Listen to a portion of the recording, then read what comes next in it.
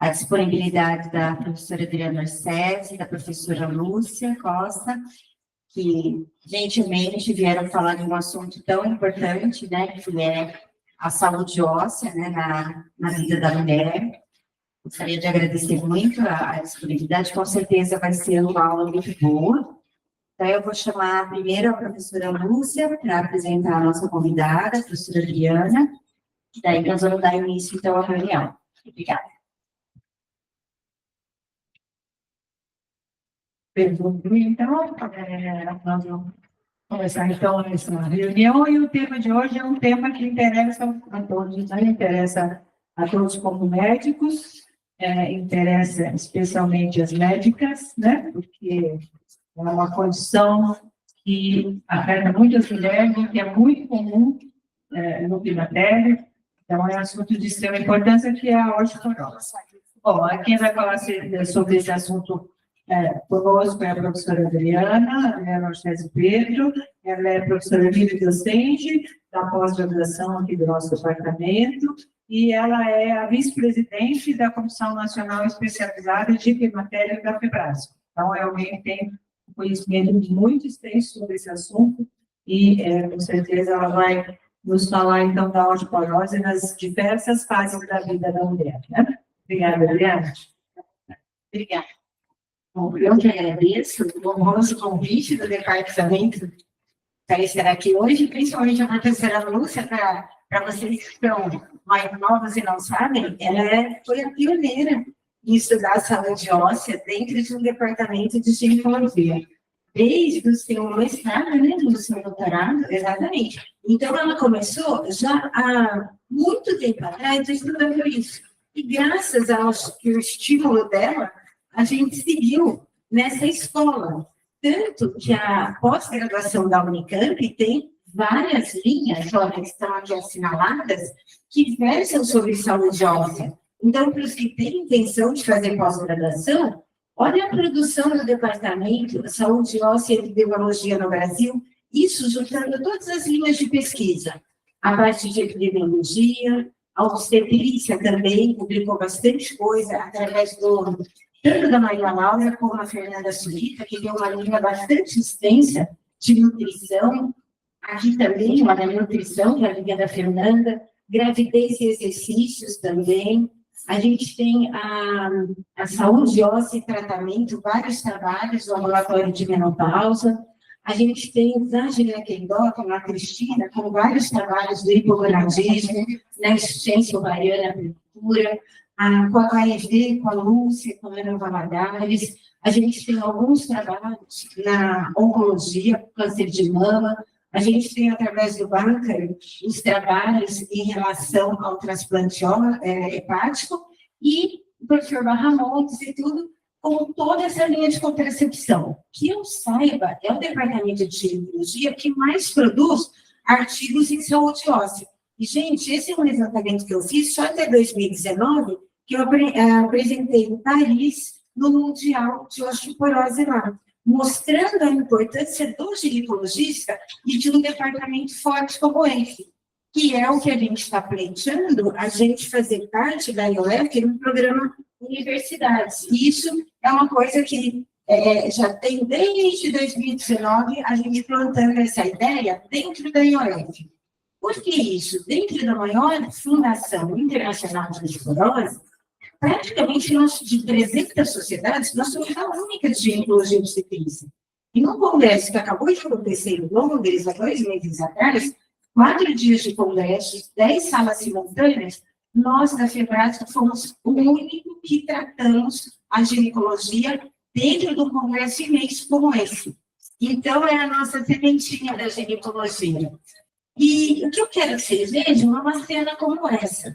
Todo dia acontece cenas como essa no Brasil. A nossa perspectiva daqui a alguns anos é acontecerem quase 500 cenas como essa no Brasil, com a fragmentação geral, com todas as consequências de uma internação, precisando de cirurgia. 75% da nossa população é dependente de SUS. Então, se a gente já está com uma saúde pública colapsada, onde nós vamos internar 500 pacientes, ter 500 cirurgiões de quadril, operar todo mundo, vaga de UTI. Então, a gente olhando retrospectivamente, o que a gente pode fazer para evitar que chegue a isso? A gente não pode lembrar da osteoporose só quando a gente chega no ambulatório de menopausa. Todos os ambulatórios do país, vocês têm que se preocupar com a saúde óssea. E é ao longo da vida da mulher que a gente vai fazer alguma diferença. E não só quando ela chega aos 50 anos de idade. A primeira coisa que eu mais falo com vocês quando a gente faz a visita, que é o quê? Educação em saúde. O paciente informado, ele vai exigir do médico dele alguma atitude em relação à saúde óssea. Depois, ao longo da vida, várias situações da mulher que a gente vai ver, a gente pode prevenir a perda óssea. Depois, saber como faz o diagnóstico e fazer o diagnóstico precocemente. E não quando ela tem a fratura, porque geralmente o diagnóstico é feito quando ela fratura, e já é muito tarde. Aí o risco dela passa a ser muito alto para ter a próxima. Tratar adequadamente, né, para evitar a fratura, quando tem osteoporose, para que as pessoas do nosso país possam, do nosso país e globalmente, envelhecer com saúde, com autonomia, com mobilidade e com independência. E não ficar dependente de cuidadores e de saúde complementar e tudo. Bom, vamos começar com a definição. O que é a osteoporose? É uma doença esquelética sistêmica, é a doença osteometabólica mais comum que existe, que afeta principalmente a resistência óssea. O que significa resistência? Não só a quantidade de osso, mas a qualidade de osso. E essa qualidade de osso depende da microarquitetura, da macroarquitetura, depende da matriz óssea, depende das taxas de remodelação. E quando essa resistência óssea é comprometida, aí sim a gente vai ter a fratura, que é o evento final, é o que mais tem impacto na saúde. E o que nós, da América Latina, temos a ver com tudo isso? Já que é uma doença de pacientes com mais idade. Tudo a ver. Por quê? Para vocês terem ideia, a taxa de envelhecimento global tem aumentado ao longo dos anos. Mas nós, da América Latina, somos líder em envelhecimento. Nós somos a região do planeta que mais está envelhecendo. Para a gente ter uma ideia, a nossa pirâmide etária, a gente tem acima de 40 anos de idade, a mesma quantidade de gente abaixo de 40 anos de idade. A nossa pirâmide já é um retângulo. E pior ainda, pior ou melhor ainda, né? As pessoas acima de 75 anos já é um quarto da nossa população. E é quando mais vai ter fratura. E o mais interessante disso tudo, e preocupante, é que países de primeiro mundo estão com essa taxa de envelhecimento, só que eles levaram 120, 150 anos para ter essa população envelhecida. Nós vamos ter tudo isso em 30 anos. Num país que a gente ainda não controlou nem as doenças infecciosas. Olha o que a gente tem visto da dengue, ainda todas essas doenças infecciosas, como o Zika vírus, febre amarela, enfim, tudo isso. A gente nem controlou essas, a gente já está com doenças de país de primeiro mundo e pior, tendo 30 anos para se adaptar. E é importante a gente ver que a gente tem várias campanhas em relação ao câncer de mama. Ao longo da vida de uma mulher, até ela chegar a 90 anos de idade, 10% vai ter câncer de mama. E comunicação? Quase metade dessa população vai ter uma fratura osteoporótica. É muito mais, é 5 vezes mais que o câncer de mama. Vocês conhecem tudo que a gente tem de programa de saúde pública para prevenir o câncer de mama. Vocês conhecem algum programa de saúde pública para prevenir a osteoporose? Nem aqui, nem uma leitura. A gente trabalha tanto para que isso aconteça. E se você pegar doenças que mais matam, o infarto, o AVC e o câncer de mama, todas elas não vão com o número de fraturas que existem.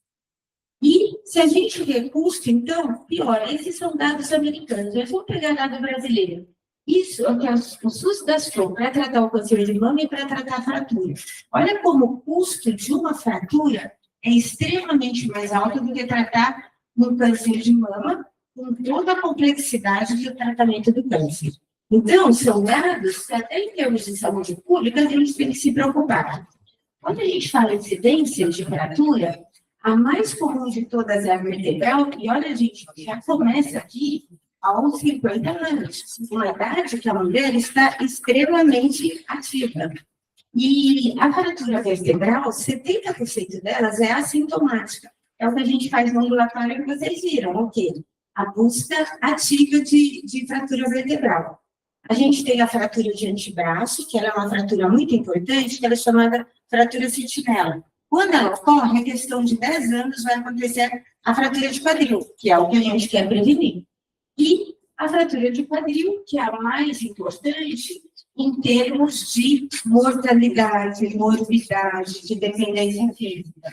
75% das fraturas do quadril que ocorrem em mulheres. Por isso que nós, ginecologistas, temos um papel tão importante. Em relação à epidemiologia mundial, esses números já foram atualizados. É muito mais. Atualmente, eles publicaram agora, na campanha agora da osteoporose, que vai ser lançada, existe 70 fraturas por minuto no mundo. Aqui, gente, era uma a cada 3 segundos. Agora não. Já é uma a cada menos de 1 segundo. Então, é extremamente frequente, só que a gente tem um laço muito grande entre o número e quem trata.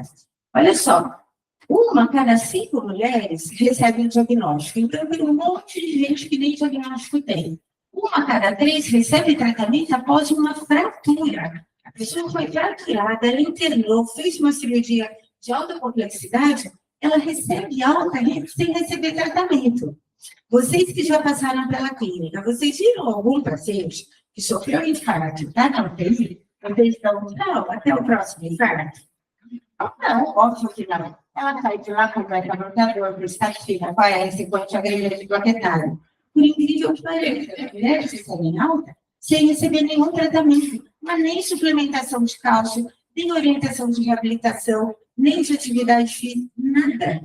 Então, essa paciente vai ter um risco altíssimo de uma próxima fratura.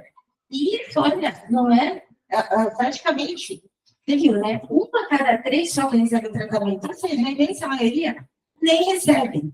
E o pior de tudo, que ainda continua um desafio imenso. Mas quem recebe tratamento, 50% para. Ou seja, zero de adesão. Claro que tem aquele tom de afeto, tudo, mas também a falta da dimensão preocupante que é essa doença. Então, no final, 3% da nossa população está tratando. O que é muito ruim, e é o nosso papel ter sempre aquele pensamento, que a gente pensa na saúde óssea quando atende uma mulher. Quando a gente está tirando a anamnese, pensem esqueleticamente. Tudo que vocês perguntaram, qual é o fator que pode, dentro da história clínica, história reprodutiva, até mesmo a história sexual, história obstétrica, pode impactar a saúde óssea dela? E aí, sim, já tem que começar a agir. Em relação aos sintomas, como a gente falou, é uma doença sintomática, o primeiro sinalzinho já é a fratura, a osteoporose. E quando ela tem uma fratura vertebral, com aquele alinhamento de vértebras, tudo, aí ela já vai ficando com a cifose, produção de abdômen, mau funcionamento da área intestinal, dor torácica. Imagina essa mulher, como que vocês acham que ela coloca a cabeça dela no travesseiro? Não coloca mais, entendeu? Ela não consegue atingir o travesseiro, tamanha a cifose dela. E tudo isso causa não só a dor, a deformidade, a perda da força muscular, a falta de equilíbrio, a mais tendência a cair, mas também a depressão, autoimagem corporal negativa, isolamento social e todos esses impactos. Uma mulher que sofre uma fratura, 40% fica com limitação física, 80% não consegue atividades do dia a dia. Às vezes se vestir sozinha, comer sozinha, tomar banho sozinha. Imagine qual é o membro da família que vai parar de trabalhar para cuidar dessa paciente.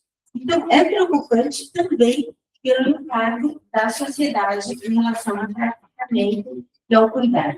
Diagnóstico pode ser feito de 4 formas. Uma é a densitometria, segundo os critérios da OMS, que vocês já sabem, até menos 1 desvio padrão em relação ao adulto jovem é considerado normal. De menos 1 a menos 2,5 é a osteopenia, que é a baixa massa óssea Seria mais correto falar dessa forma, porque não chega a ser uma doença, é uma condição clínica que pode tanto evoluir para uma osteoporose, ou ela ficar assim e não ter um risco tão aumentado. E o menos, abaixo de menos 2 dígitos padrões, a osteoporose. Ela também pode ser feito o diagnóstico de osteoporose, você está autorizado a fazer tratamento, quando ela tem uma fratura por fragilidade, ou seja, uma fratura vertebral ou de quadril, numa paciente acima de 50 anos. Pode falar. Essa é uma dúvida que eu tinha, que é uma confusão na minha cabeça. O T-score, a gente vê a partir dos pacientes jovens, em comparação com o jovem, e não com a mesma faixa etária. A gente vai chegar na densitometria, daí eu vou falar quando a gente vê o T-score e o Z-score. Tá. Aí tem a figurinha, você vai ver direitinho. Obrigado. A gente também pode fazer o diagnóstico no paciente que tem osteopenia, mas que teve uma fratura de úmero proximal, rádio distal ou pelve, ou através do CRAX. Gente, uma ótima notícia para vocês. Ontem recebi o link do CRAX. Nós estamos testando, é um link em aspas confidencial, são 50 pessoas que estão testando. A gente vai dar o feedback para abraço, para a Sociedade Brasileira, para os trabalhadores, e aí finalmente ele vai ser lançado. Mas ele está com a mesma carinha, o gráfico só mudou mesmo ali na linha de intervenção, que agora vai ter o alto risco e o muito alto risco. A única coisa que mudou, mas para a gente escolher que final a gente começa o tratamento. Então, o risco elevado de fratura a gente faz pelo FRAX, que é um instrumento, uma ferramenta que a gente preenche online, e aí ele dá entre risco a paciente e sintoma. A gente vai ver também daqui a pouquinho. Na história clínica, então, como eu falei, pensar esqueleticamente. Na infância e na adolescência, várias condições, no MENAC, todas as doenças que podem causar perda óssea, medicações, principalmente perguntar fratura prévia, que às vezes a gente deixa estranhar, a paciente deixa de falar, antecedentes se apresentam para a gente, a oncolectomia de lateral, a tiroidectomia, transplantes de órgão, cirurgia bariátrica, argatectomias, tudo que impacta a função óssea. A aplicação do FRAX, a gente faz para todas as pacientes, acima de 40 anos, ou pacientes de risco, e a densitometria óssea. Quando a gente fala estilo de vida, vamos perguntar tudo isso. Como é a dieta, qual é a ingestão de cálcio, exposição solar, se fuma, se bebe, se pratica atividade física, e se tem também mais tendência à queda, perguntar como é o ambiente domiciliar. Então, lembre, o diagnóstico pode ser clínico, densitométrico, elevado risco de fratura. Tá bom? E tudo isso é essencial antes da gente começar qualquer tratamento. E em relação à massa óssea, a gente sabe que nos primeiros anos, principalmente quando a menina chega na adolescência, ela vai ter a posição do cálcio do esqueleto.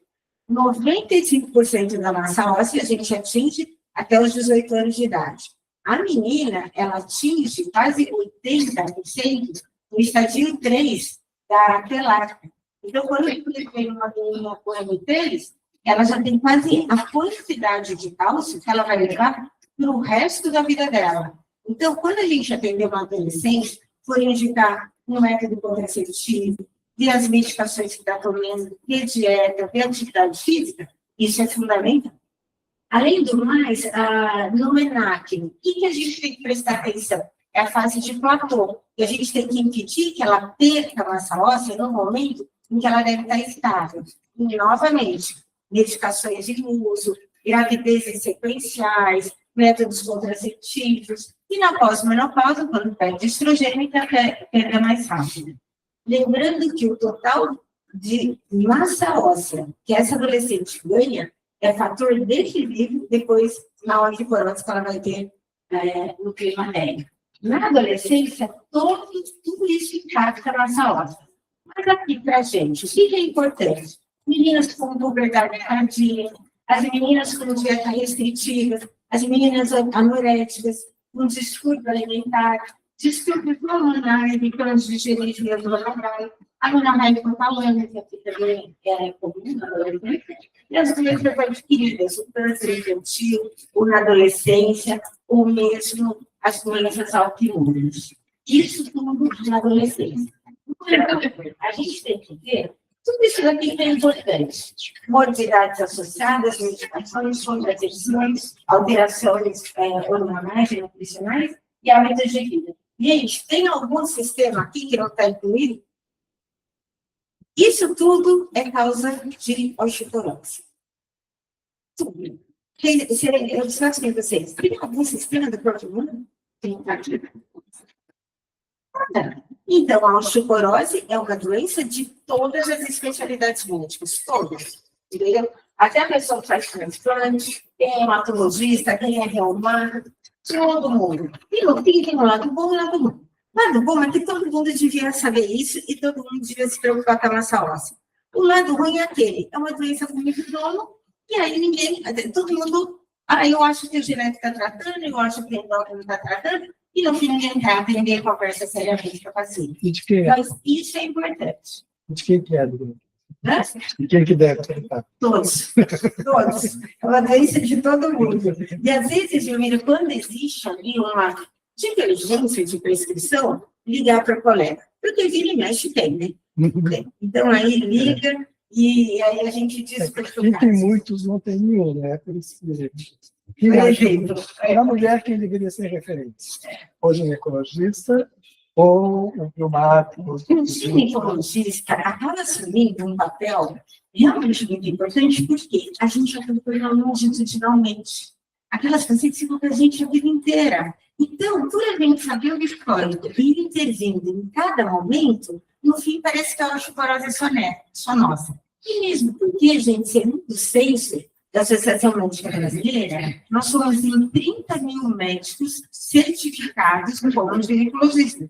Então, nós somos a especialidade médica mais abundante. Tirando a gente, vai para a ortopedia, que eu acho que eles são 15 mil, depois vai para endócrino, que são 5 mil, reumatas, que são 3 mil, geriatras são 800. Então, nós somos a maioria. Né? 5 mil. Nós somos o maior número e nós temos a oportunidade de acompanhar longitudinalmente. E também nós entendemos o hormônio, que é a primeira linha de tratamento. Então, no fim, Leomir, acaba sendo muito o papel do gineco, mas as outras especialidades são muito importantes. Por que são importantes? Porque quando são doenças clínicas graves, a gente precisa deles, aliás, até para conduzir o caso, conduzir em conjunto. Eu brinco assim, quando é doença de verdade, né? A gente precisa, assim, de um bom reumatologista, aquelas doenças autoimunes mais difíceis, um bom gasto, aquelas fibras de manutenção. Eu te fiz essa pergunta porque a questão de hormonização, de hormônios sexuais, quem mais entende, eu acho que são os ginecologistas. Eu não sou obstetra, mas os ginecologistas, sim. Porque nós sabemos indicar, nós sabemos monitorar e nós sabemos tratar a complicação. Um sangramento, estressamento endometrial, quem vai conduzir esse tempo? Nós. Se tiver um nódulo de mama, quem vai conduzir? Somos nós. O endócrino, ele fica assim, não tem toda essa especialidade em tratar as complicações da terapia hormonal, apesar deles entenderem muito bem o hormônio. Por isso que temos que chamar para Além disso, ali são as doenças. Então, assim, todo mundo, independente de vocês que estão na graduação, especialidades que vocês forem fazer, vocês têm que entender disso.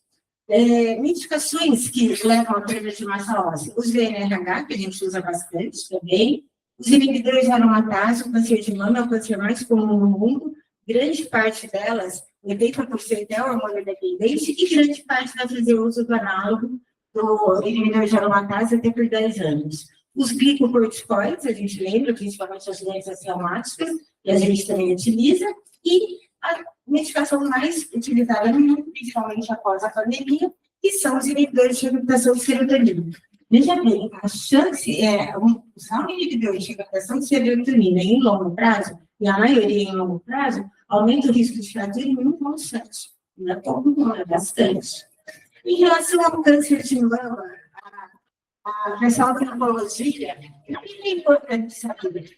Como eu falei, 80% das mulheres com câncer de mama são imunodependentes e vão fazer uso de algumas medicações. Então, se ela tiver uma falência ovariana prematura pós-químio, olha só, ela vai perder 7 ou 8% de osso por ano. E lembrando que no Brasil, das pacientes que têm câncer de mama, 4% têm abaixo dos 40 anos. No mundo é 2%. A gente não sabe por que no Brasil é o dobro.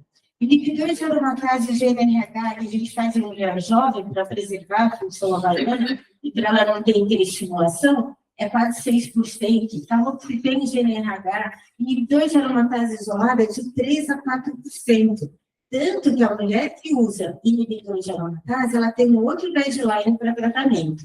E o que é mais importante? Se essa mulher desenvolveu osteoporose durante o tratamento do câncer de mama, aumenta o risco dela de metástase óssea e diminui a sobrevida. Então, eu testemunho sobre a vida dessa paciente. No survivorship, do acompanhamento da mulher pós-câncer de mama, a saúde óssea ela é um dos itens de preocupação. E aqui é um guideline específico. Veja bem, se ela tiver menos 2, a óssea, seria uma baixa massa óssea, uma osteopenia. Na mulher que toma inibidores de aromatase, ela já tem que começar um antidepressivo. E se ela tiver menos 1,5, mas esses outros fatores de risco, se ela cai, se ela tem fratura, se ela tem mais de 65 anos, já deve começar um inibidor de aromatase. Essa daqui são as pacientes com câncer ginecológico. Essa aula eu dei no Mundial de Osteoporose, que foi em Londres, agora em abril. A minha aula foi exatamente essa, como a gente acompanhar essas pacientes tratadas por câncer ginecológico. A recomendação atual seria o quê? Se a mulher está na pré-menopausa, ela fez essa oligocorectomia, ou fez algum outro tipo de tratamento, como radioterapia, ela deve ter sua massa óssea verificada, independente da idade. E o que a gente faz no ambulatório, gente? Quarta-feira, ontem, a gente atendeu praticamente só pacientes oncológicos. A gente não pede para os pacientes com câncer de colo, independente da idade, as que fizeram radioterapia, as que foram aplicadas em radioterapia, 10% tem fratura de quadril. A maioria delas é automática. Então, quando ela fizer, principalmente os exames de avaliação com ressonância ou com tomo para checar uma possível recidiva ou um acompanhamento, sempre pedir para verificar a fratura de quadril, que é grande parte é assintomática. E os fatores de risco clássicos.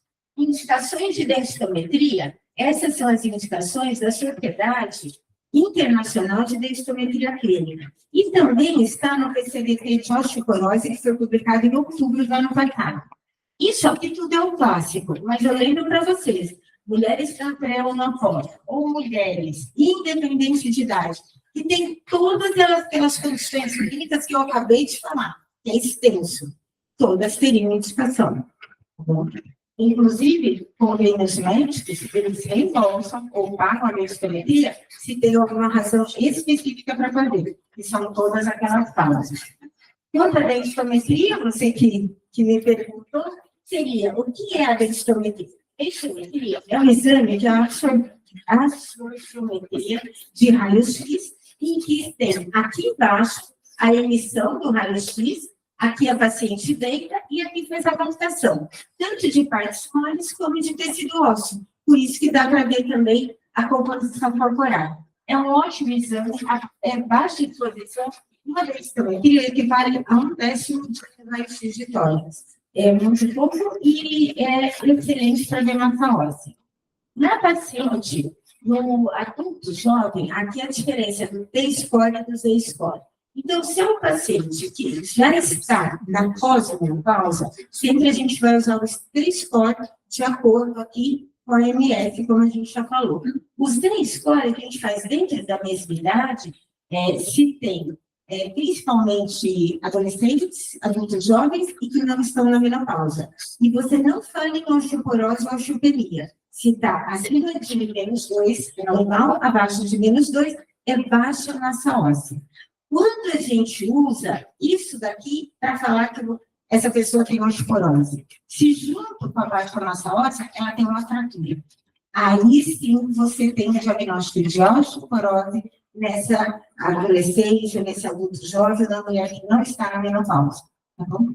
É assim que a gente faz. Estando na menopausa, independente da idade, já é um T-score. E a parte laboratorial, a gente pede? A gente pede isso daqui, que é muito simples, em alguns casos, só para descartar a osteoporose secundária. Só com esses exames, a gente descarta quase 85% a 90% das causas de osteoporose secundária. E outros exames? Esses exames são mais específicos para descartar a intolerância ao glúten, ou então o hiperadrenocorticístico, e os biomarcadores. Eu acho que vocês nunca ouviram falar nos biomarcadores. Eles não servem para diagnóstico, para acompanhamento também não. Eles servem principalmente para você ver a adesão do tratamento ou para estudo clínico, porque a resposta dele é muito rápida. Você não tem que ficar esperando 2 anos até fazer a próxima densitometria, porque o osso, o metabolismo é muito lento. Então, enfim, os marcadores de remodelação óssea é só em casos muito específicos e não em rotina. Como eu falei, para todos os pacientes a gente faz o Frax logo vai estar no ar, o novo, não vai mudar muito, a não ser uma categoria a mais. Os fatores ficam os mesmos. Todo mundo me pergunta do Frax Plus. O Frax Plus, ele foi lançado há 1 ano atrás, que são todos esses fatores e mais alguns outros, como queda, uso de alguns outros medicamentos, coisas para refinar o exame. Esse é pago, geralmente é €1 por avaliação. Então, quase o mundo inteiro não está fazendo, né? Existe algumas possibilidades de realmente colocar em sistemas públicos, ou mesmo eles doarem, quando a gente for fazer uma pesquisa, para estudos. Aqui é a forma que, depois que a gente calcula, a gente usa essa ferramenta do Reino Unido, que é o LOG, e aí você põe idade, o valor que deu, e aí você põe estratificação. Basicamente, no longo prazo, o que vai mudar é aqui, porque aqui vai ter uma outra linha do alto risco, muito alto risco. E praticamente acima de 65 anos, todas essas linhas vão ser horizontais, porque a idade é um fator importante para a basicamente é isso. Homem e mulher? E aqui, como era antigamente, que era aquilo que eu falei, essa linha aqui já vai passar pelo alto risco. E onde você vê vermelho vai ser o muito alto risco. Basicamente, essa mudança. Em relação às medidas não farmacológicas, tudo isso daqui, agora, mais uma vez eu friso, independente da especialidade que vocês querem fazer, ou independente de quem vocês atenderem, ou no ambulatório que vocês estiverem, gente, isso é obrigatório para os nossos pacientes. São coisas muito simples, 5 minutos você orienta tudo isso.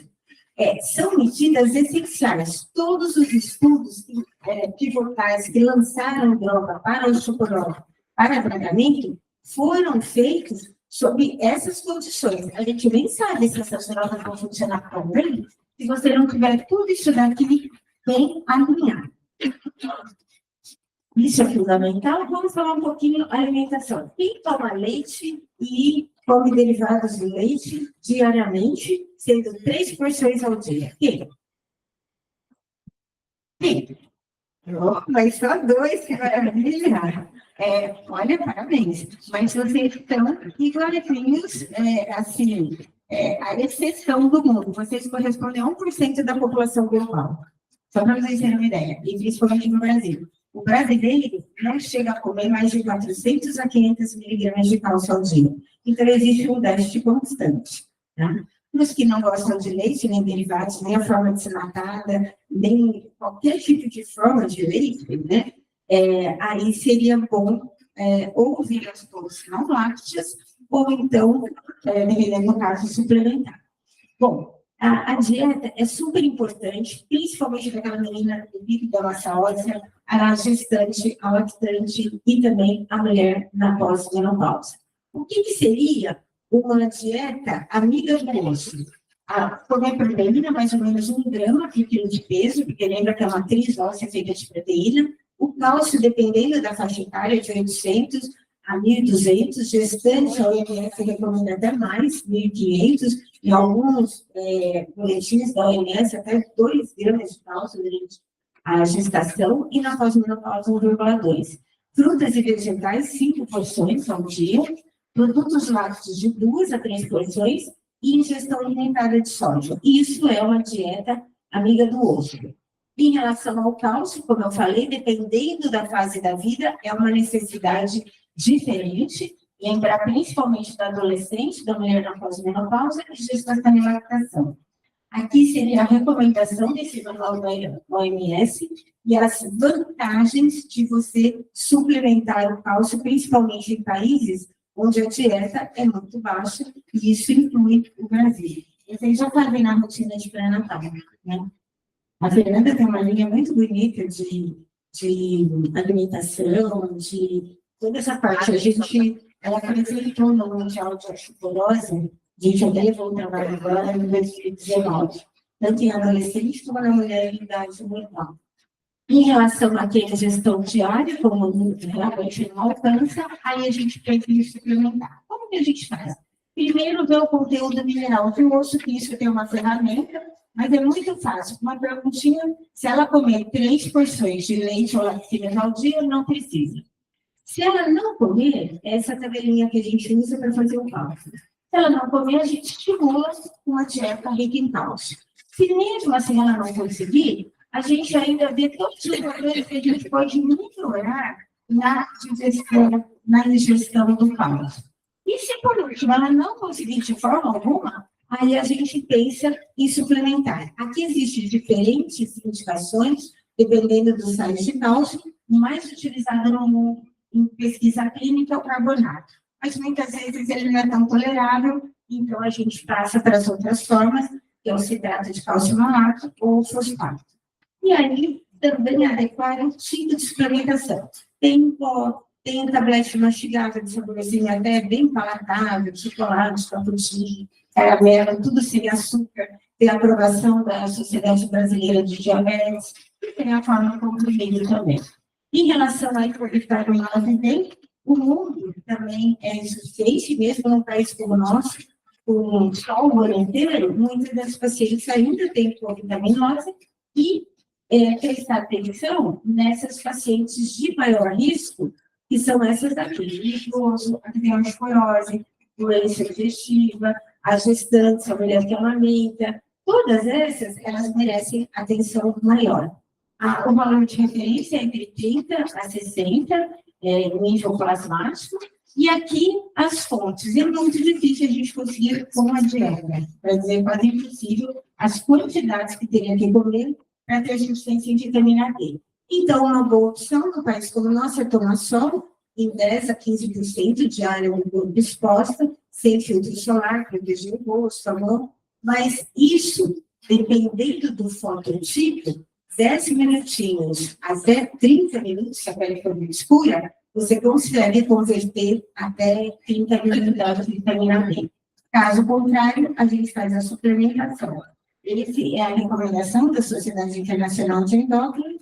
A gente suplementa 50 miligramas, que é um comprimido só por semana, por 2 a 3 semanas. A partir daí, a gente vai para a dose de manutenção, que é 1.000 a 2.000 unidades de vitamina D ao dia. Lembrar que paciente obeso, paciente de alto risco, a gente tem que dobrar ou multiplicar essa dose de vitamina D. Em relação aos veganos, quem é vegano? Ninguém. Bom, só lembrando que em relação às dietas, os veganos merecem maior atenção, porque ele tem maior risco de fratura pela falta de ingestão de produtos animais, principalmente os lácteos. E a dieta mediterrânea seria a ideal para quem tem osteoporose, também tem revisão sistemática mostrando a melhora da manutenção da massa óssea. Em relação aos transtornos alimentares, é importantíssimo tanto a anorexia nervosa, que a gente vê muitas vezes, a bulimia, a compulsão, a restrição. E a restrição, às vezes eu lembro que a paciente não tem ideia que ela está restrita. Ela só tem ideia porque é aquela mulher que praticamente não come, né? Ela vive para ter uma forma física magrinha, então ela tem muito baixa ingestão de alimentação. E por isso a gente tem que adequar. A gente lembra também a síndrome da mulher atleta, que aquela menina e as colegiais, principalmente, praticam muito esporte, tem a queda atlética, quem joga, e as horas de treino, o que vocês ingerem de proteína e de valor calórico da sua dieta e adequar, senão vai entrar em amenorreia, hiperestregenismo, e na realidade você tem um atleta fraturando, que é isso que ocorre. E principalmente essas meninas que têm um transtorno alimentar ou alimentação desordenada, pratica bastante atividade física, o primeiro sinal clínico é a irregularidade menstrual e depois a perda óssea. E isso está dentro de uma síndrome muito maior que a gente vê nas atletas, que é a deficiência relativa de energia em relação ao esporte. Ou seja, elas fazem muita atividade física, não comem o suficiente, e aí tem toda essa cascata. É um espectro muito grande, existe vários graus, mas a primeira forma de tratamento realmente é o quê? Alimentação. Você alimenta essa paciente adequadamente, claro que precisa de uma nutricionista para fazer todos esses cálculos, você corrigindo essa disponibilidade energética dela, e suplementando o cálcio e vitamina D, ela restaura a sua função, principalmente a função ovulatória, o nível de estrogênio. Atividade física, e pratica exercício. Maravilha!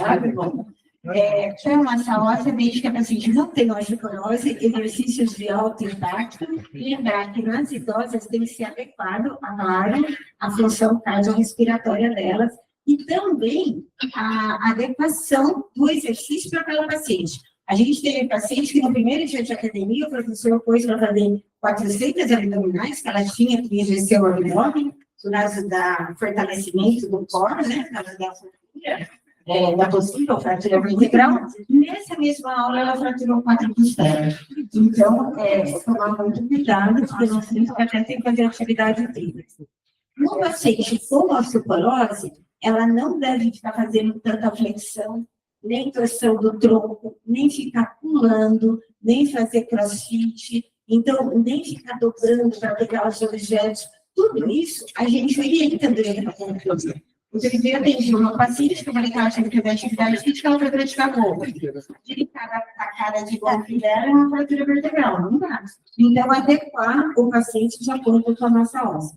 E a natação, que é tão falada, ela previne perdas de massa óssea? Previne sim. Se ela virar sereia, 3 a 6 horas de exercício, você previne. Então, quando ela fala, eu pratico, ótimo, maravilhoso para o seu cardiorrespiratório.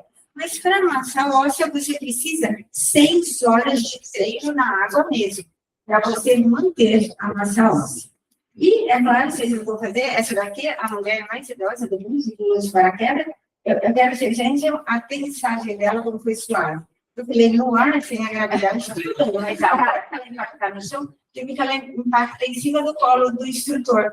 E bem de levezinho, porque senão aquela já poderia fraturar quadril e coluna. Foi esse ano, foi de Chicago, ela pegou descarregagem lá, ela não fraturou nada, gente, ela pegou íntegra, tá?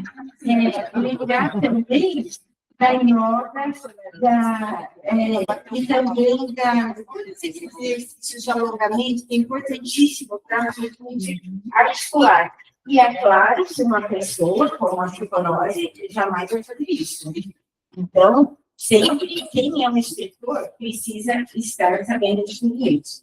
Em relação aos medicamentos, essas são as recomendações. Dentro do possível, trocar para medicações que não tenha tanto impacto na massa óssea. E se não der para trocar, aí você vai fazer tratamento suplementar para aquela fratura. E nos medicamentos a gente não tem substituição. Em relação à saúde reprodutiva, método contraceptivo, aqui é uma linha muito grande de pesquisa massa óssea e contracepção. O que a gente vê que o único que teria um impacto, principalmente se usado em longo prazo, em mulheres de mais idade, é a depo-provera. O restante, o impacto muitas vezes é positivo ou neutro. Em relação à massa óssea, a gente vê que para osso, um pouquinho de estrógeno já previne fratura. E naquelas que só usam métodos de progestogênio? Depende do nível de estradiol que ela tem. Mais uma vez, a gente vê aqui no nível de estradiol na contracepção só de progestogênio, a depo-provera tem um maior impacto. Em relação à sexualidade, vocês já pensaram nisso? Como você orienta a atividade sexual de alguém que tem osteoporose? lá no ambulatório a gente orienta bastante, né, Arthur? Muitas vezes a gente não pensa, mas a paciente precisa adequar a posição sexual, o ato sexual, principalmente se ela é frágil, né? Para algumas posições que não vai pesar em cima dela, e outros também, movimentos também, para às vezes não ter nenhuma fratura, e desenvolver técnicas adicionais, principalmente na paciente pós-fratura. Então, quando ela estiver na parte de reabilitação. Tudo aqui existe também publicação específica a respeito.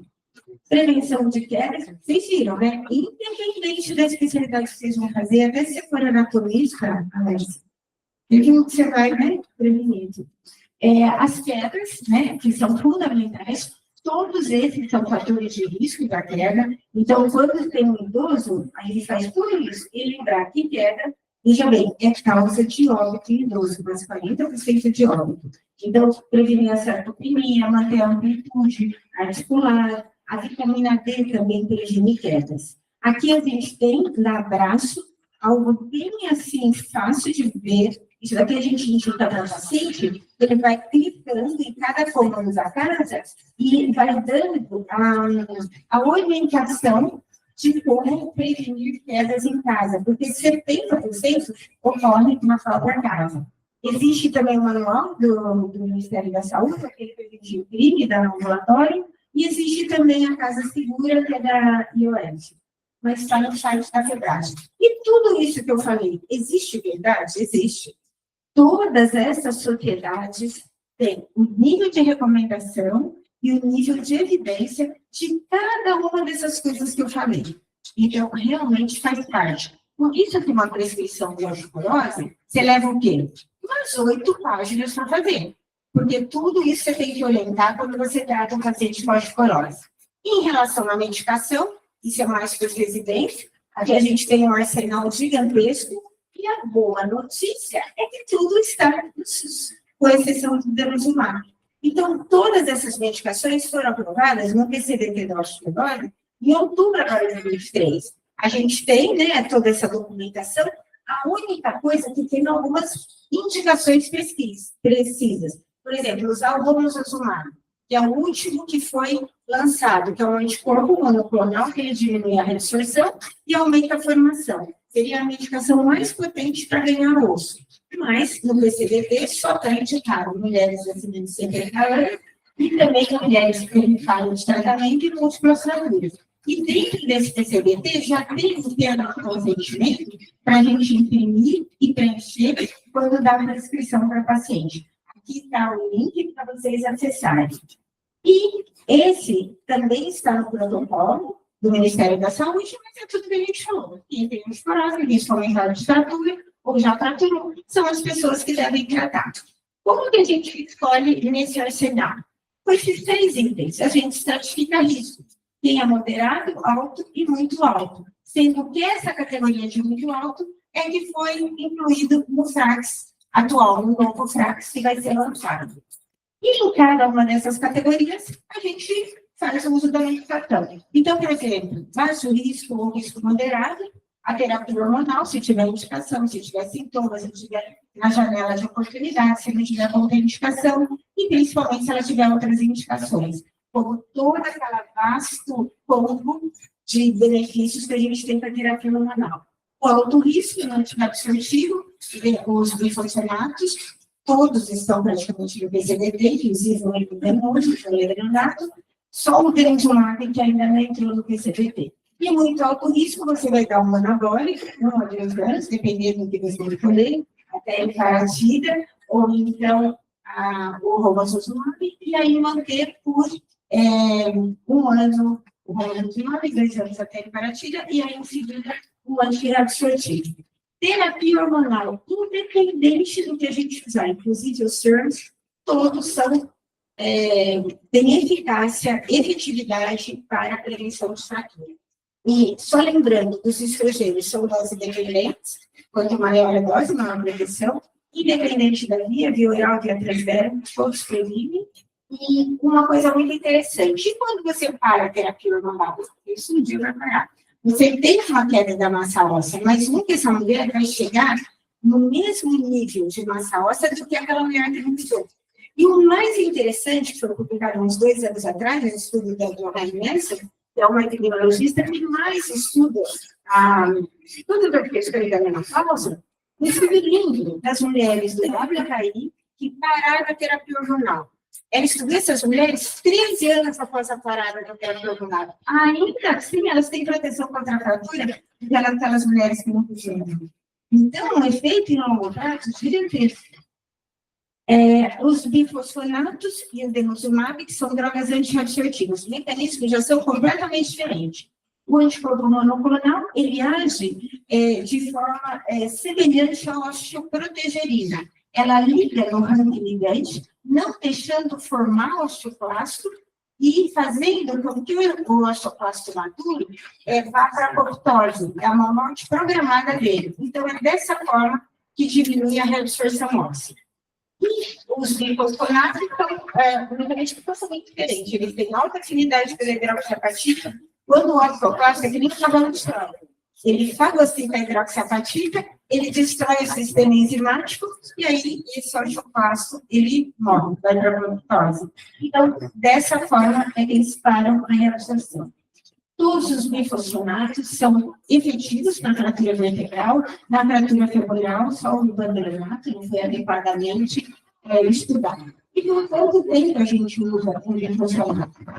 A gente tem 2 efeitos colaterais usados em longo prazo, mais de 5 anos, que é a osteonecrose de mandíbula, que é raríssimo. Vocês verem aqui a incidência para tratar a osteoporose. É mais comum a gente ver no paciente oncológico, principalmente o paciente que toma altas doses endovenosas, paciente de má higiene bucal, ou então paciente que fez irradiação de mandíbula ou de face. Raramente, olha, quantos no ambulatório a gente usa. E eu nunca vi, Lúcia, você viu alguma no nosso ambulatório? Então, aqui há 35 anos, então, assim, e é uma medicação que a gente utiliza muito. Então, e a literatura mesmo mostra. Uma forma melhor da gente até ter cuidado com isso, antes de começar o tratamento, ela passar pelo dentista, ver se tem indicação de fazer algum tratamento oncológico, antes de começar o tratamento com os bifosfonatos. E a fratura atípica de fêmur, também é um evento raro, está ligado com o tempo de uso.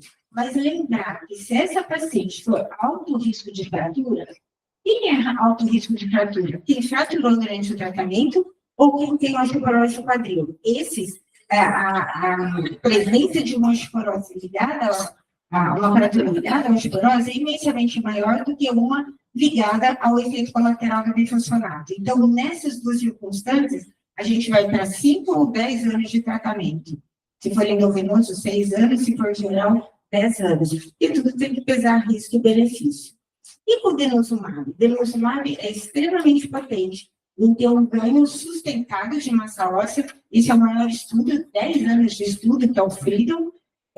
Além disso, diminui 60% a 70% o risco de fratura, altamente eficaz. O denosumab é exatamente ao contrário do bifosfonato. A gente não deve parar. Quando a gente para, por alguma razão, existe uma perda óssea importante, então você perde todo esse ganho que você teve do tratamento, e pior ainda, que é relacionado à fratura vertebral. Então, quando for parar um denosumab, a gente tem que ele tem que ser substituído por um bifosfonato de 1 a 2 anos após a parada. É exatamente isso. Não dá para, de preferência, ácido eletrônico de 6 meses a 8 meses após a última injeção. Aqui já é algo que nós, ginecologistas, usamos muito pouco, que são os anabólicos, que têm indicações específicas, né, para aquele paciente com risco iminente de fratura, que ele age igual ao paratormônio, prevenindo a perda de massa óssea e formando o osso e diminuindo de forma muito importante o risco de fratura. Lembrar que tem indicações específicas, geralmente para pacientes com falha de tratamento. O romosozumab é o mais novo, que é um anticorpo monoclonal, que é um inibidor da esclerotina, então ele age de 2 formas, impedindo a perda e aumentando o ganho. É uma eficácia alta, a contraindicação principal é doença cardiovascular. E aqui eu convido vocês, para todo mundo que for sócio da Febrasf, entrar no site da Febrasco, vai ter lá notícias da comissão, que é esse link aqui, tudo que eu falei para vocês tem lá. E tem um folheto para cada doença que eu falei nessa aula. Então, a gente alimentou isso daqui, muita coisa, e vocês podem abrir, está tudo em português. E a gente teve o cuidado também, do que é para paciente, a gente pôr no site feito para ela, que é o site da Febrasco de orientação para paciente. Vocês cliquem em osteoporose, tem tudo lá, inclusive um manual de formação de cuidador de saúde para tratar o paciente com osteoporose. Tem várias coisas que vocês podem acessar no site. E também convido vocês, podem escanear agora, esse da Manual Brasileiro de Osteoporose. Também não tem curso nenhum, vocês escaneiem.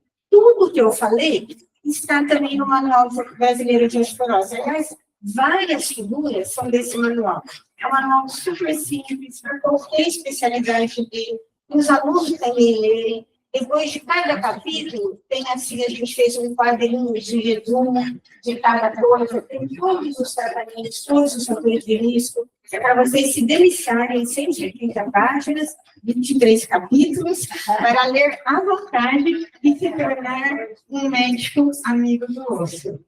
E lembrando que a campanha desse ano, Dia Internacional de Combate à Osteoporose, 20 de outubro, a gente vai ter uma campanha enorme. A gente acabou de traduzir esse site, Construa Ossos Maiores, que é um site da Fundação Internacional de Osteoporose, está traduzido em 9 idiomas. A gente já testou. E olha que legal, a gente pôs um item aqui específico para o cuidador de saúde. E muitas vezes, você contrata no cuidador, ele não sabe cuidar do paciente com osteoporose, deixa cair, né? Então, tem toda essa preocupação com a alimentação.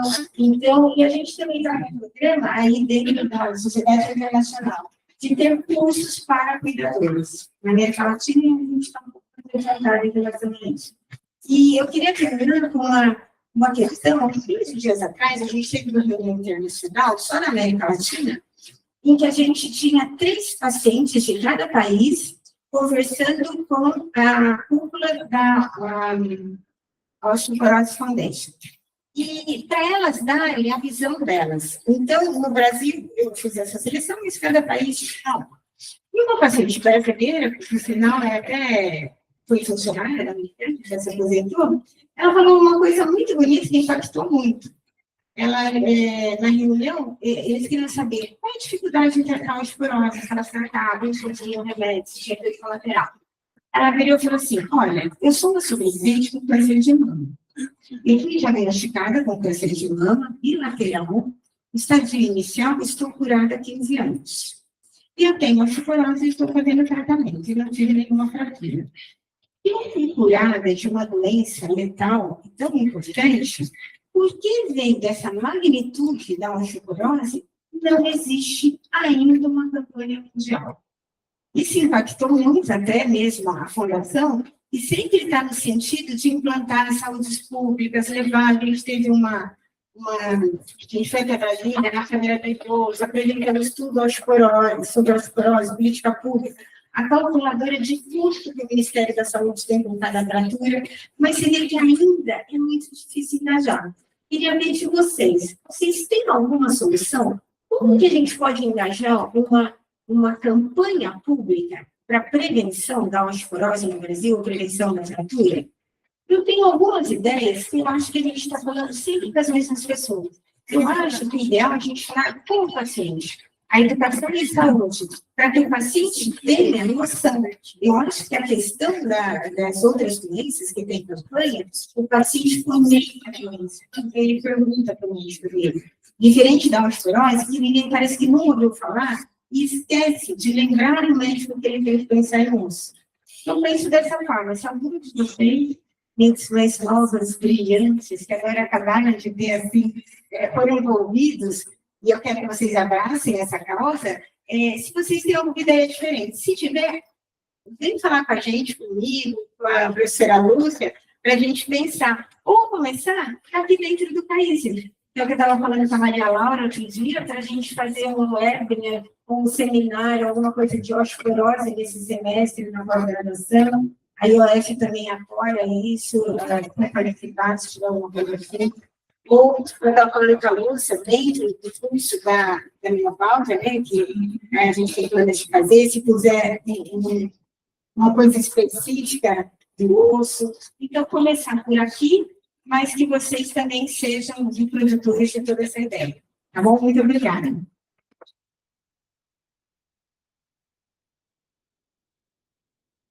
Uma excelente apresentação, uma quantidade assim, muito grande de informações, que são informações também muito práticas, né? E que a gente, muitas vezes, é uma coisa simples e a gente não leva nem para a gente, nem de passar para os nossos pacientes.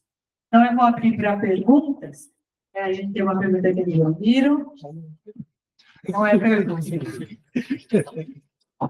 Olha, Juliana, muito obrigado por ter me dado a oportunidade de assistir essa aula apresentada por você. Talvez eu gostasse de ter visto lá em Londres, quando você apresentou, porque isso é muito brilhante para passar informações, os conhecimentos todos os vídeos. Se eu precisasse de um ginecologista para mim, seria muito bom.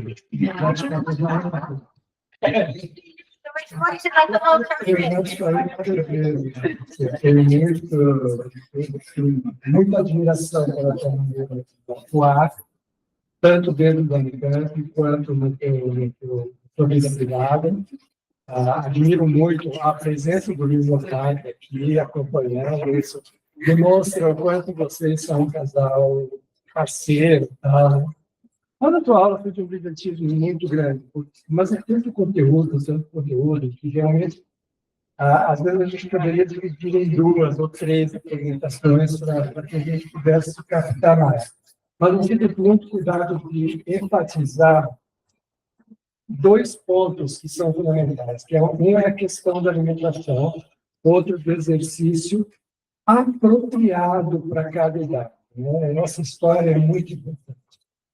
Porque o exercício físico pode ser um desastre, né?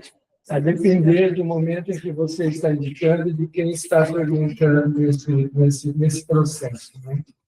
Mas a dieta é uma coisa que cada vez mais a gente vê distúrbios alimentares e até propostas de alimentações diferenciadas, como a gente vê nos veganos, como a gente vê jejuns intermitentes, e quanto isso tem de impacto negativo na saúde das pessoas. Eu sempre falo que o veganismo é um dos principais fatores de risco para hipotireoidismo, por exemplo.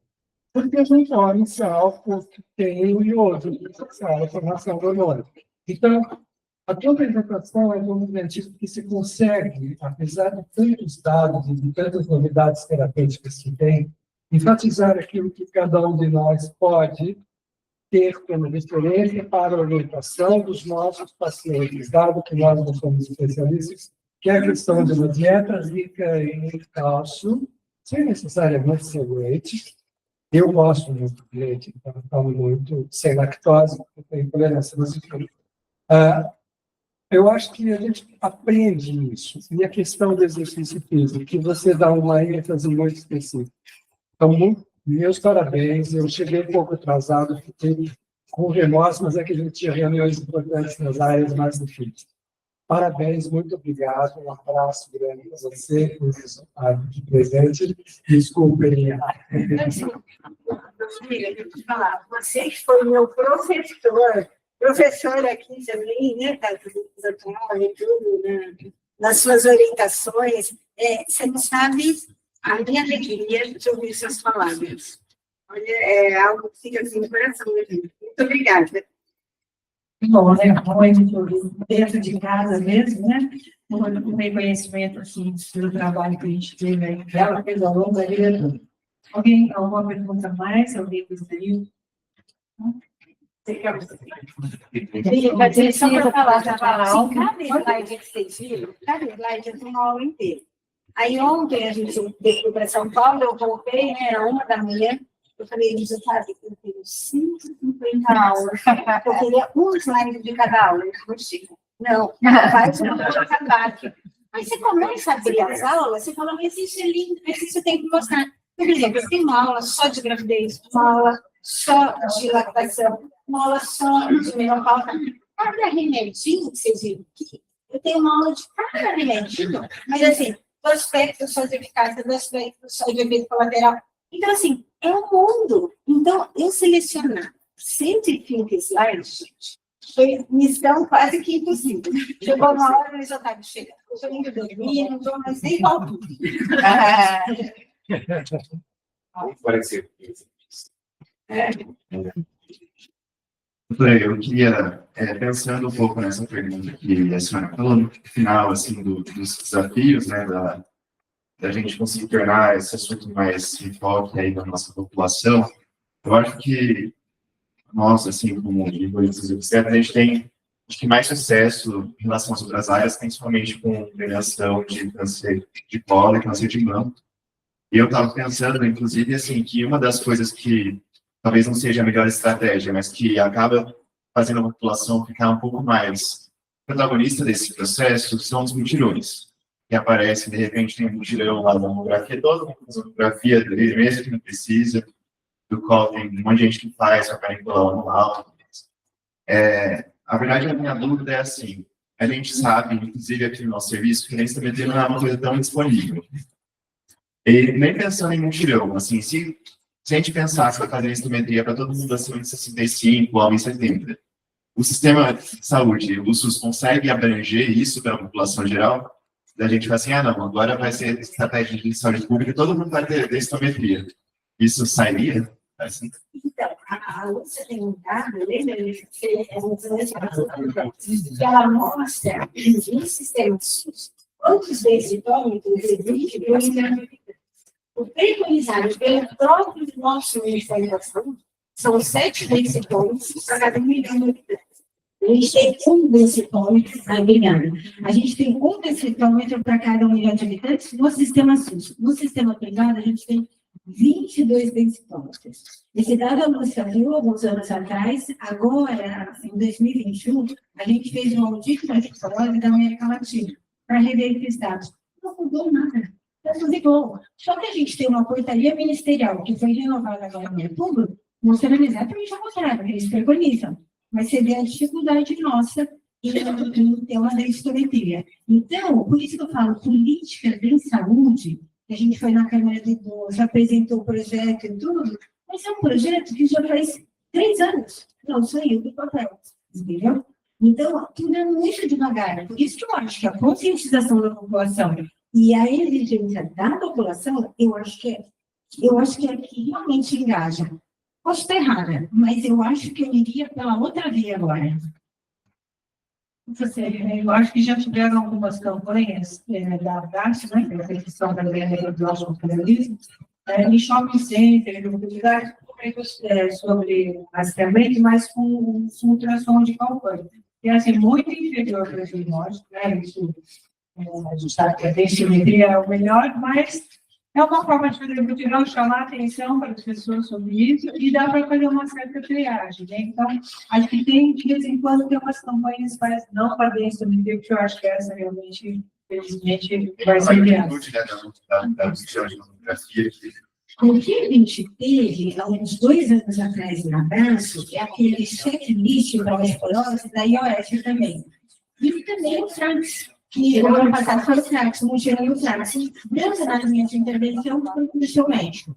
Isso é uma coisa que daria para fazer virtualmente, não aqueles mutirões presenciais, que é super cansativo, e assim, é uma vez por ano, que é o dia 15 de outubro. O legal é se a gente engajar realmente uma campanha virtual, que é o que eu estou pegando de ideia esse ano na Febraço, que a gente já está começando a ver o que nós vamos fazer para dia 20 de outubro, é pôr o risk check da IOS, que é facílimo, para eles preencherem, dando positivo, câmbio do seu médico. Gostei muito da sua apresentação, professora, dá para ver o brilho nos olhos da senhora falando sobre esses assuntos, é muito interessante. Foi bem didático, assim. Eu entendi bastante coisa, assim, para dar uma coisa que eu não sabia antes.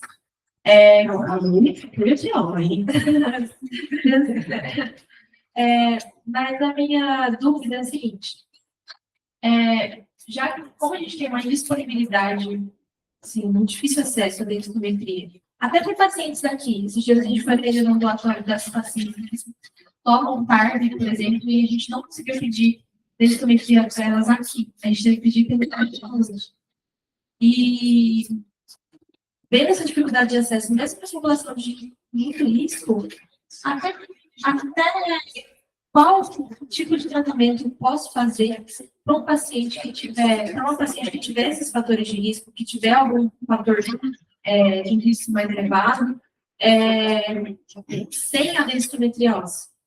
Então, a gente pode usar os CRACs. No CRAC, se você viu, se ela já caiu em intervenção ou de alto risco, muito alto risco, porque ela esteja autorizada para o seu tratamento. Precisa da densitometria? Vai precisar do follow-up, sim, entendeu? Agora, eu só não sei no CAIS como que está a situação do densitômetro, porque foi comprado e ele está lá. A instalação. Falta a instalação. Falta a instalação. Mas, assim, vendo uma importância dessa, o que está demorando no lugar físico? Já chegou? Já chegou. Mas é um lugar físico, Mas precisa de uma reforma, é um lugar que eu não sei direito. Não sei porque aqui, olha quantos ambulatórios a gente tem que vai ser beneficiado. Isso é o que nós vivemos com população de alto risco, de prevenção, né? Assim, de referência terciária. Vai depender da garantia, eles abrem. Na verdade, essa faixa não precisa de uma sala especial nem nada, ou seja, olha na tomada, olha na tomada.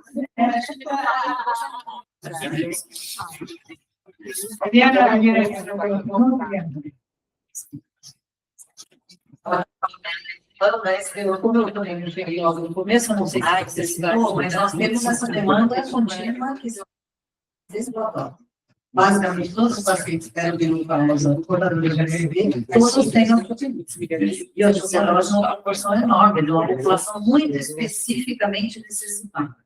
E o processo de pedido de densitometria é um processo que passa pela secretária da GMEC, do mensageiro do processo, quanto tem aí. Então, a gente tem que pedir pela Secretaria da Saúde, se consegue da cidade, essa novela, né? Mas, de qualquer maneira, eu deixo aqui, então, um convite para fazer uma aproximação maior de vocês, do que trata de osteoporose com ambulatório, para estabelecer rotinas que possam ser mais eficientes, porque, de fato, a gente acaba, então, aguardando a densitometria, pedindo a densitometria, daí fica aquela batalha, e aí, a depender, a gente, inclusive, já encaminha para o ambulatório de vocês, porque daí não fica enrolando lá e eu não resolvo.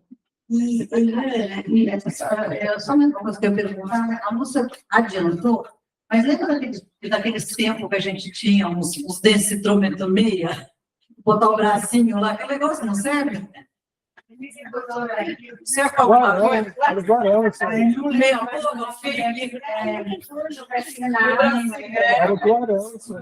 Primeira pesquisa de HIV, É uma espécie de ultrassom, no Brasil.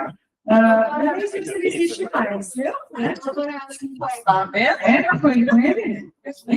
Bom, para alguma coisa, eu acho que ele, pelo menos, serviu para já tem uma grande matéria de doutorado. Mas nem existe, não é? Nem tem. Não estou perguntando Nem para rastreamento populacional, mas tem uma luz no fim do túnel. Você lembra, Luiz, que apresentou também lá no Congresso Brasileiro? Tem o REMS, que é a radiofrequência para avaliação. É igualzinho ao aparelho de ultrassom. É um tatuzinho desse tamanho, você leva para tudo quanto é lado. O custo não é igual de um desse densitômetro, na faixa de R$30 mil aqui no Brasil. O custo desse ideia 350 mil, por aí, um simples, fora o software da terapia, do governo, mas, por exemplo, esse, tem inclusive estudos da Escola Paulista, da Marise, em Dublin, mostrando a correlação perfeita com a densitometria. Mas não só que o mundo inteiro está mostrando, na IOS, assim, eles, como se diz, validaram, inclusive, paralelamente com esse segmento. Esse portátil seria muito bom para a questão pública e mesmo para a gente, a metade do preço. Não precisa de irradiação, você põe em qualquer sala do ambulatório, ele é minúsculo. E você já consegue fazer direto pelo quadril. E dá para fazer grávida, porque é um tipo de ultrassom, que a gente não Tá ótimo, gente. Então, primeiramente, eu agradeço a presença de todos, né, especialmente então, a presença da Adriana, né? Vocês viram o brilhantismo, como sempre, o conhecimento que ela tem e como ela está atuando na FEBRASO, né? Como vice-presidente, já foi presidente da comissão, que é uma coisa muito, muito importante, a gente conseguir levar tudo isso, né, para uma entidade que tem, de fato, poder para fazer alguma coisa, certamente está na mão da pessoa correta aí, que vai fazer esse educação. Obrigada e parabéns, Adriana.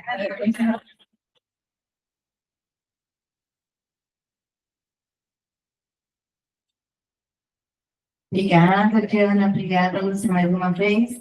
Gostaria só de dar um informe. Então, as reuniões aqui do mês de julho estão suspensas, porque é um mês normalmente de férias, e tomamos da primeira semana de agosto. Obrigada.